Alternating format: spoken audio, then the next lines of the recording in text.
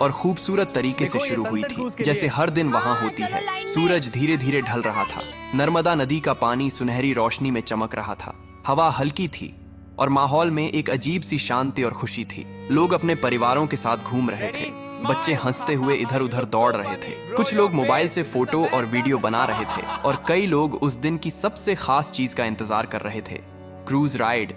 वह बड़ी motor boat जो लोगों को नदी के बीच लेकर जाती है ताकि वे प्रकृति के बीच कुछ पल शांति से बिता सकें। लगभग शाम के 5 बजे के आसपास लोग धीरे धीरे उस नाव में चढ़ने लगे। कोई अपने दोस्तों के साथ था, कोई परिवार के साथ, कोई अपने छोटे बच्चों को गोद में लेकर चढ़ रहा था। एक माँ अपने लगभग 3 साल के बच्चे को सीने से लगाए हुए थी। बच्चा खुश था और पानी की तरफ देखकर ताली बजा रहा था। कुछ कॉलेज के लड़के मजाक कर रहे थे।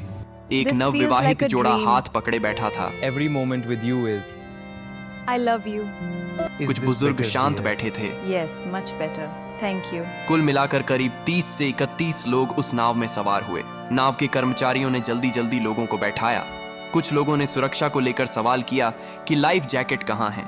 कुछ को जैकेट दी गई, लेकिन कई लोगों को नहीं मिली और कर्मचारियों ने यह कहकर बात को टाल दिया और रोज की तरह ही यह यात्रा भी सामान्य होगी।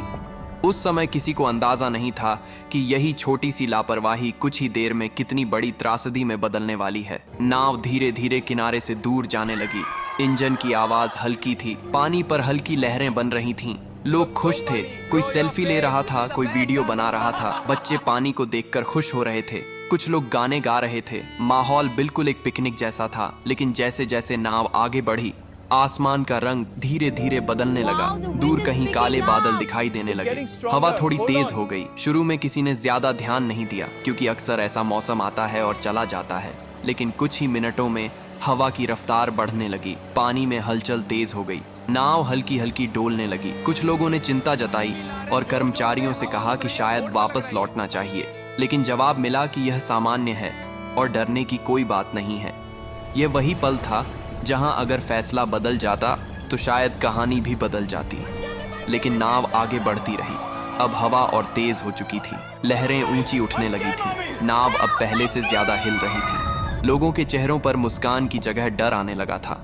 बच्चों ने रोना शुरू कर दिया था। महिलाएं भगवान का नाम लेने लगी थीं। कुछ लोग खड़े होकर संतुलन बनाने की कोशिश कर रहे थे। तभी अचानक एक तेज झोंका आया और नाव एक तरफ जोर से झुकी। लोग चीख उठे। कुछ लोग गिर पड़े। पानी नाव के अंदर आने लगा। माहौल अब पूरी तरह डर में बदल चुका था। लोग चिल्ला रहे थे, लेकिन अब बहुत देर हो चुकी थी।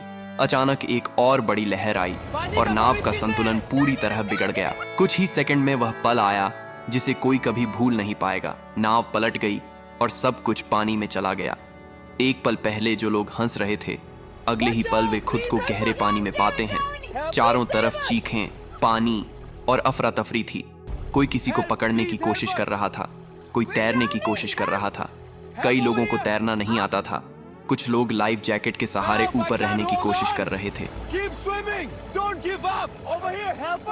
वह माँ जिसने अपने बच्चे को सीने से लगाया हुआ था, पानी में गिरते ही उसने अपने बच्चे को और कसकर पकड़ लिया। वह खुद तैर नहीं पा रही थी, लेकिन उसने अपने बच्चे को छोड़ा नहीं। कुछ लोग एक दूसरे को पकड़कर बचने की कोशिश कर रहे थे, लेकिन डर और घबराहट इतनी थी कि कोई सही दिशा में सोच नहीं पा रहा था। इस बीच किनारे पर मौजूद कुछ लोगों ने शोर सुना और तुरंत मदद के लिए दौड़े। पुलिस और रेस्क्यू टीम को सूचना दी गई। कुछ ही देर में बचाव कार्य शुरू हुआ। नावें भेजी गईं। लोगों को पानी से निकालने की कोशिश की गई।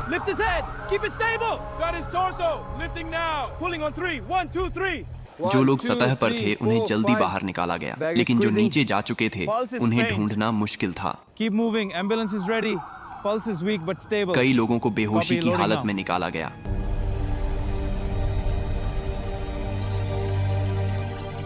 लेकिन कुछ लोगों को बचाया नहीं जा सका। धीरे धीरे यह साफ होने लगा कि यह सिर्फ एक हादसा नहीं बल्कि एक बड़ी त्रासदी बन चुका है। अस्पताल के बाहर परिवारों की भीड़ जमा हो गई। हर कोई अपने अपने लोगों के बारे में पूछ रहा था। किसी का बेटा अंदर था। हर एम्बुलेंस के आने पर दिल की धड़कन तेज हो जाती थी, लेकिन कई बार जवाब उम्मीद के खिलाफ होता था। कुछ लोग हमेशा के लिए चले गए थे। कई परिवार टूट चुके थे। बाद में जांच में सामने आया कि मौसम की चेतावनी को गंभीरता से नहीं लिया गया। नाव को समय पर वापस नहीं मोड़ा गया, और सबसे बड़ी बात, सभी यात्रियों को लाइफ जैकेट नहीं दी गई। यह एक ऐसी गलती थी जिसकी कीमत कई जिंदगियों ने अपनी जान देकर चुकाई।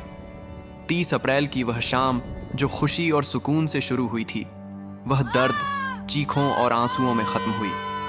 और आज भी जब उस घटना को याद किया जाता है तो एक ही सवाल मन में आता है, अगर थोड़ी सी सावधानी बरती जाती, अगर सही समय पर सही फैसला लिया जाता, तो क्या ये लोग आज जिंदा होते? यह हादसा सिर्फ एक घटना नहीं था, यह एक चेतावनी थी कि जिंदगी में सुरक्षा को कभी हल्के में नहीं लेना चाहिए, क्योंकि एक छोटी सी लापरवाही भी सब कुछ छीन सकती है। और उस दिन नर्मदा का शांत पानी गवाह बन गया उन आखिरी पलों का,